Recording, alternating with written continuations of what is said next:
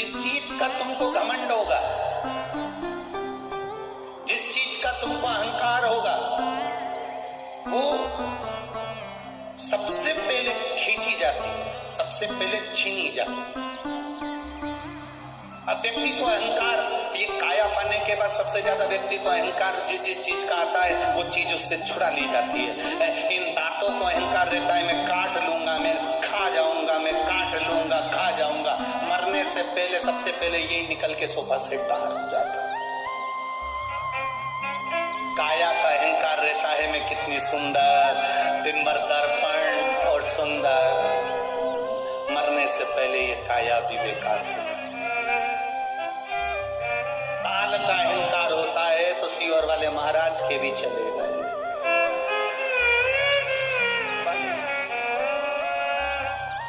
जिस चीज का अहंकार करोगे वो सब चले।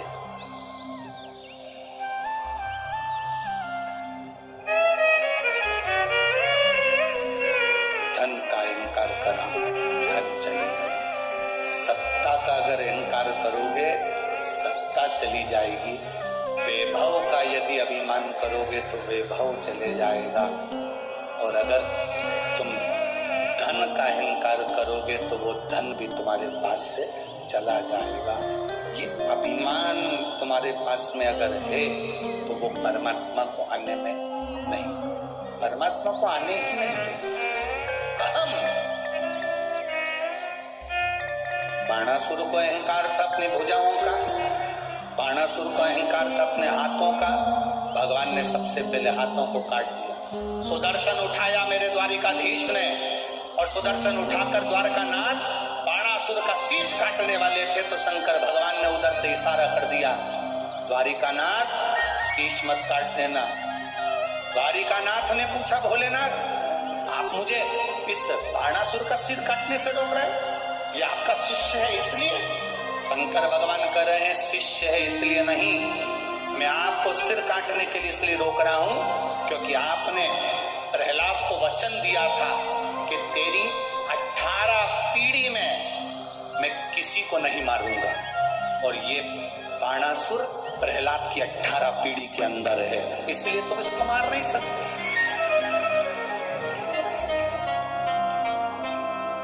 ये प्रहलाद की 18 पीढ़ी के अंदर है, तुम इसे मारोगे नहीं, तुम इसे मार नहीं,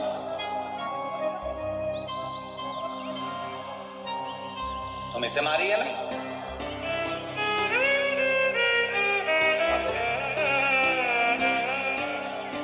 द्वारिकानाथ ने अपने सुदर्शन चक्र को वापस लिया, द्वारिकाधीश ने अपने सुदर्शन चक्र को वापस लिया। और द्वारिकानाथ ने बाबा भोलेनाथ जी से कहा, फिर इसका अंत कैसे होगा, इसके प्राण कैसे छूटेंगे, शरीर कैसे छूटेंगे? शिव जी ने कहा, इसने वर मांगा है, मरूं तो कुंवारी कन्या के हाथ से मरूं, कुंवारी कन्या के हाथ से।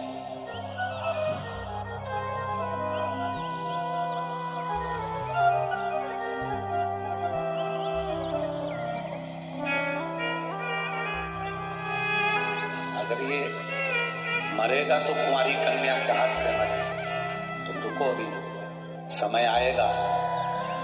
बाणासुर के अब केवल 2 हाथ बचे हैं, बाकी के सारे हाथ कट कर गिर गए क्योंकि अभिमत्ता में आ गया था, अहंकार में आ गया था। और अहंता में आने के कारण इसका सब कुछ चलेगा, सब कुछ। अहंकार में आने के बाद, अभिमत्ता में आने के बाद, अहंता में आने के बाद में बाणासुर के हजारों हाथ कटकर गिर गए, केवल 2 हाथ बचे। जब व्यक्ति के पास में अहमता रहती है, अहंकार रहता है, तब तक वो किसी को नहीं गिनता। जब अहंता चली जाती है तब समझ में आता है कि मेरे सिवा कुछ भी नहीं।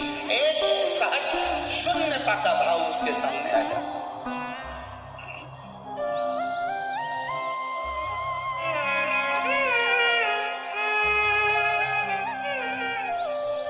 शून्यता का भाव।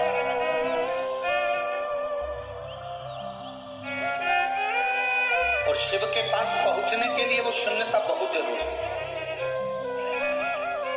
देवादिदेव महादेव के करीब में जाने के लिए वो शून्यता बहुत जरूरी है।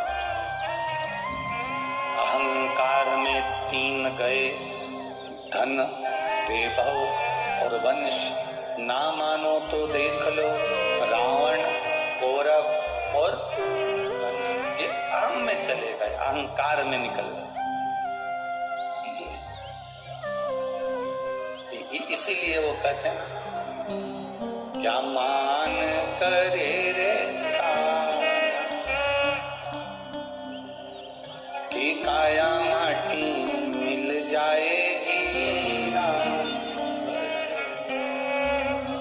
राम भज ले हरि का भज ले, कहीं को राम मिल जाएंगे। क्या मान करे रे दौलत, वो दौलत माटी मिल जाएगी। क्या मान करे रे बेटे का, पड़ोसी बेटा बन जाएंगे। क्या मान करे रे बेटी का, वो बेटी जमाई ले जाएंगे। ये शरीर जो मिला है भगवान की भक्ति का जो मूल तत्व है, शंकर भगवान की अविरल भक्ति का जो आनंद गला पकड़ रहा है माइक, भगवान शिव की भक्ति का जो एक रस तत्व हमें प्राप्त हुआ है।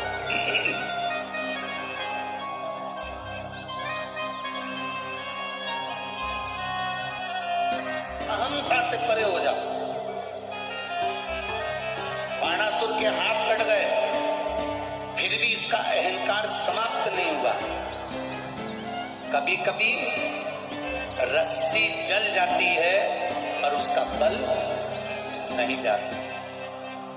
कभी कभी किसी का सब कुछ चले गया, उसके बाद भी अहंकार, अहम, अभिमतता उसके अंदर रह जाती है।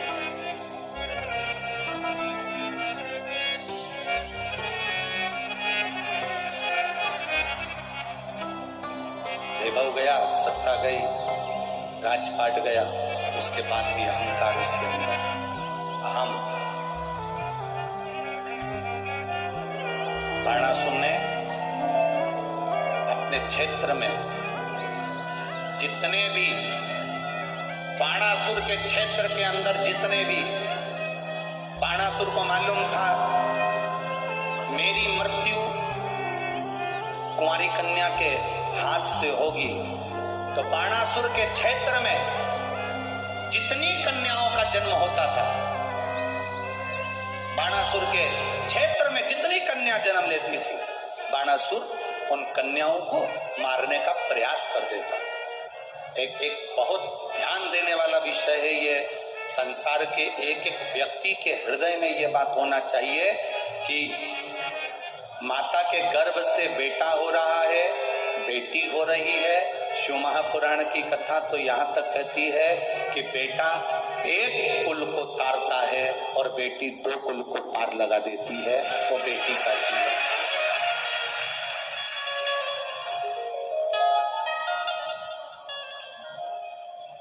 गर्भ में आने वाली बेटियां, गर्भ में आने वाली संतान, गर्भ से जन्म लेने वाली बेटियां, अगर इस गर्भित बेटी को, शिव महापुराण की कथा कहती है, गर्भ में रहने वाली बेटी को जो गर्भ में मरवा देता है, भ्रूण हत्या करवा देता है, गर्भस्थ कन्या को या कुंवारी अवस्था में उस बच्ची पर कोई गलत प्रहार करता है, छोटी सी कन्या पर गलत दृष्टि देता है, छोटी सी कन्या के साथ अगर कोई गलत कर्म करता है, शिव महापुराण की कथा कहती है कि उस व्यक्ति को बार बार पृथ्वी पर जितनी बार वो जन्म लेगा, जितनी बार वो जन्म लेगा, उतनी बार उसको अधोगति में तड़प तड़प कर, रोग ग्रसित होकर मरना ही पड़ता है।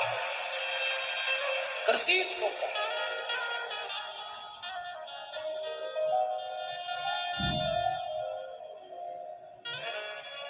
इतनी सारी माताएं बैठी हुई है, आप अपने घर का अंदाजा लगा कर देखिएगा। आप अपने घर में एक अंदाजा लगाइएगा, रहने वाली घर की बेटियां, घर में रहने वाले बेटे और बेटी दोनों का अंदाजा लगाना। आपकी पत्नी को भी देखना, आपकी पत्नी का भी अंदाजा लगाना कि आपकी खुद की पत्नी वो अपने माता पिता के प्रति कितना समर्पित रहती है। बोलो सही है कि गलत है? आपकी खुद की पत्नी माई के 50 बार फोन लगाती है, मम्मी कैसी हो, पापा कैसे हो, भैया कैसे हो, शुगर की जांच कराई कि नहीं कराई, बीपी देखा कि नहीं देखा, भैया पापा को दिखाने चले जाओ फिरोजाबाद, भैया पापा को आगरा ले जा, भैया पापा को दिल्ली ले जा। तुम्हारे खुद की पत्नी को देखना, वो स्वयं अपने माता पिता के प्रति कितना सम्मान रखती है, उसके माता पिता के प्रति कितना आदर, उसके माता पिता के प्रति कितनी जागरूक होती है। खुद की पत्नी को देखो।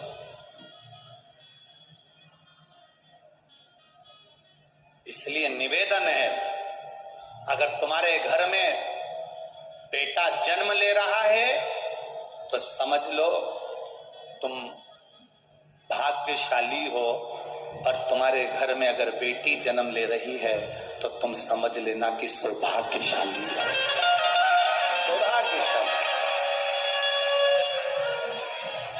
अगर बेटी का जन्म हो रहा है, किसी कुंवारी कन्या का, किसी कुंवारी बेटी का, किसी छोटी सी कन्या पर अगर आप गलत दृष्टि दे रहे हो, तुम छोटी सी कन्या पर अपनी गलत विचार रख रहे हो, छोटी सी कन्या पर गलत दृष्टि दे रहे हो, किसी कन्या के लिए तुम निंदा, 4 निंदाओं को वर्जित किया गया है। ठीक है, बहुत ध्यान देना आज की कथा का, ये सूत्र अपने अंदर उतार कर रखना। 4 निंदाओं को वर्जित किया गया। एक, सौभाग्यवती नारी, सुहागिन स्त्री, मांग में सिंदूर भरी हो, गले में मंगलसूत्र हो, हाथ में चूड़ा हो, पांव पैजनिया हो, किसी के घर की भी वो स्त्री हो, किसी के घर की भी वो नारी हो, वो किसी के घर की अगर मांग में सिंदूर भरी है, मंगलसूत्र पहनी है, चूड़ी पहनी है, बिछुड़ी पहनी है, सौभाग्यवती नारी की कभी निंदा नहीं करना चाहिए।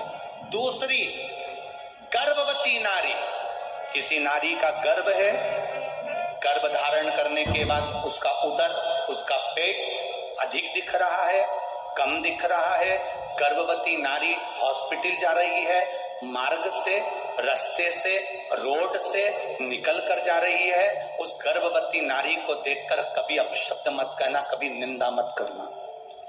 4 निंदाओं को वर्जित बताया है कि 4 निंदा करने वाले व्यक्ति की दशा क्या होती है, वो भी आपको वर्णन कर रहा है। पहली, सौभाग्यवती नारी। दूसरी, बोलते जाओ जल्दी से, गर्भवती नारी। तीसरे नंबर पर कहा गया रोगीला व्यक्ति। रोग, कोई आंख से अंधा है, कोई नहीं समझ पाता, कोई मंद बुद्धि है, कोई विचार से छिन्नित है, कोई अपने ठाट में रह रहा है, हमें नहीं निंदा करना, रोगीला, उसकी भी निंदा नहीं करी।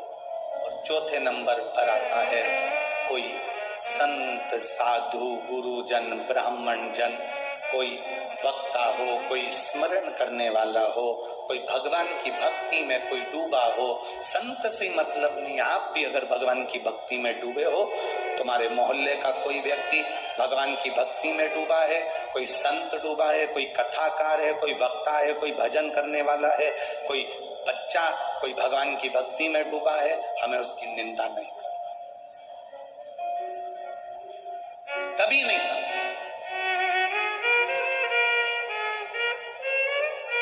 आज के जमाने में व्यासपीठ पर बैठकर लोग एक दूसरे की निंदा करते रहते हैं, कई लोग, और वहां सुनने वाले भी बैठे रहते हैं।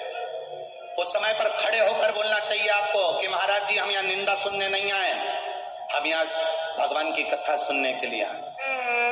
व्यासपीठ पे बैठकर लोग दिन भर निंदा करते हैं, उस महाराज जी ने ऐसा बोला तो उसकी निंदा कर दी, उस महाराज जी ने ऐसा बोला तो उसकी निंदा कर दी। हम 3 घंटे का समय निकालकर अपने घर से चलकर कथा को सुनने के लिए आए हैं, किसी कथाकार की या किसी वक्ता की या किसी संत की निंदा सुनने के लिए नहीं आए।